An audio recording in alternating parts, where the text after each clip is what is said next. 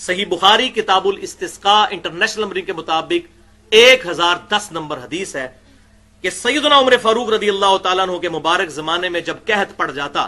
تو انس ابن مالک کہتے ہیں کہ سیدنا عمر فاروق رضی اللہ تعالیٰ عنہ ہمارے محبوب صلی اللہ علیہ وسلم کے چچا عباس ابن عبد المطلب کے وسیلے سے اللہ کے حضور دعا کرتے اور کہتے اے اللہ جب تک تیرے نبی ہم میں موجود تھے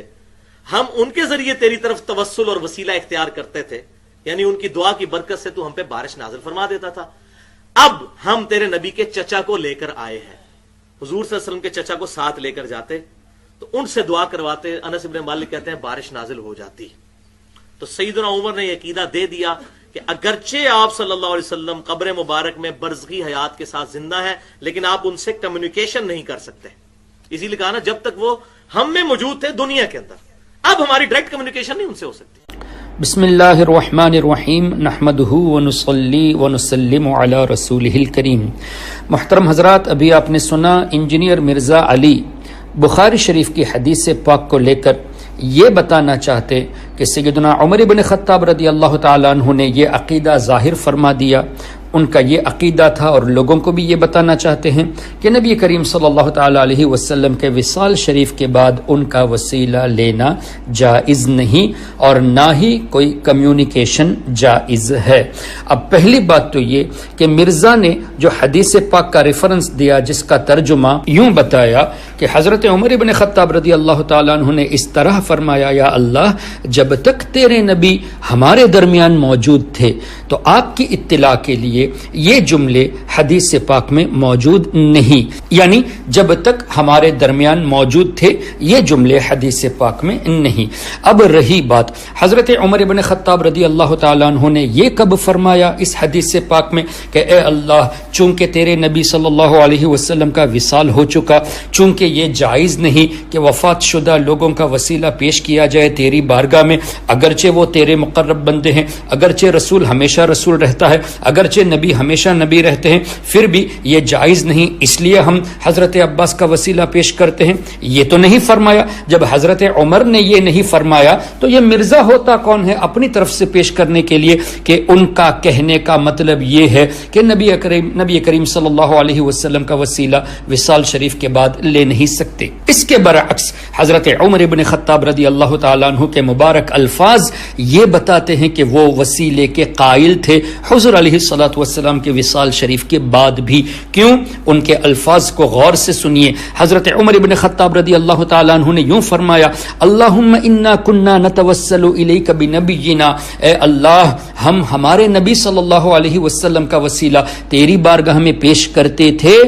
تو ہم پر بارش نازل فرماتا تھا، اے اللہ وَإِنَّا نَتَوَسَّلُ إِلَيْكَ بِعَمِّ نَبِيِّنَا، ہم ہمارے نبی کے چچا کا وسیلہ تیری بارگاہ میں اب پیش کرتے ہیں۔ اب کیا پتہ چلا حضرت عمر بن خطاب رضی اللہ تعالیٰ عنہ نے صرف یوں نہیں فرمایا کہ ہم حضرت عباس کا وسیلہ پیش کرتے ہیں بلکہ ہمارے نبی کے چچا کا وسیلہ تیری بارگاہ میں پیش کرتے ہیں۔ اس سے یہ ثابت ہوا کہ آج بھی حضرت عمر بن خطاب رضی اللہ تعالیٰ عنہ کا یہی عقیدہ ہے کہ حضور علیہ الصلوۃ والسلام کا وسیلہ جائز ہے، تبھی تو حضور علیہ الصلوۃ والسلام کی نسبت سے حضرت عباس رضی اللہ تعالیٰ عنہ کا تذکرہ فرمایا۔ پھر مزید یہ کہ حدیث سمجھنا سب کے بس کی بات نہیں بلکہ بڑے بڑے محدثین نے ان احادیث کی شرح پہلے سے ہی پیش کر دی ہے۔ سیدنا امام ابن حجر عسقلانی رضی اللہ تعالیٰ عنہ نے فتح الباری شرح بخاری میں اسی حدیث پاک کے تحت یہ فرمایا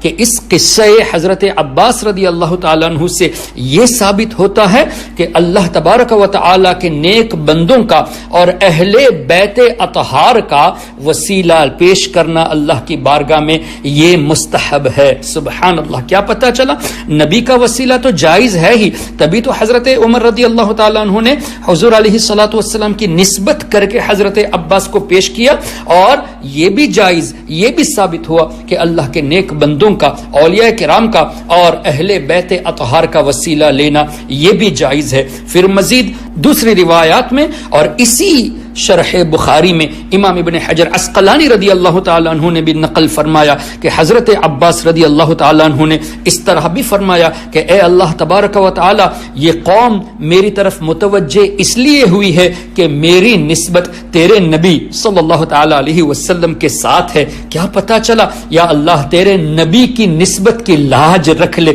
یہاں بھی تو حضور علیہ الصلوۃ والسلام کا وسیلہ ہے۔ اب اتنے واضح فرمان کے بعد اگر کوئی اب بھی یہ کہے کہ نہیں، حضرت عمر بن خطاب رضی اللہ تعالیٰ عنہ یہ عقیدہ سکھا رہے ہیں کہ حضور کا وسیلہ وصال شریف کے بعد جائز نہیں، وہ دراصل حضرت عمر بن خطاب رضی اللہ تعالیٰ عنہ پر بہتان لگا رہا ہے۔ اس لیے ایسے لوگوں سے بچنے کی سخت ضرورت ہے جو حدیث کو بھی غلط پیش کرتے ہیں اور حدیث کے کنٹیکسٹ کو بھی غلط پیش کرتے ہیں اور محدثین مفسرین کے خلاف اپنے اقوال کو یہ پیش کر کے لوگوں کو گمراہ کرتے ہیں۔ اللہ تعالی ہمارے ایمان و عقیدے کی حفاظت فرمائے۔ السلام علیکم ورحمۃ اللہ۔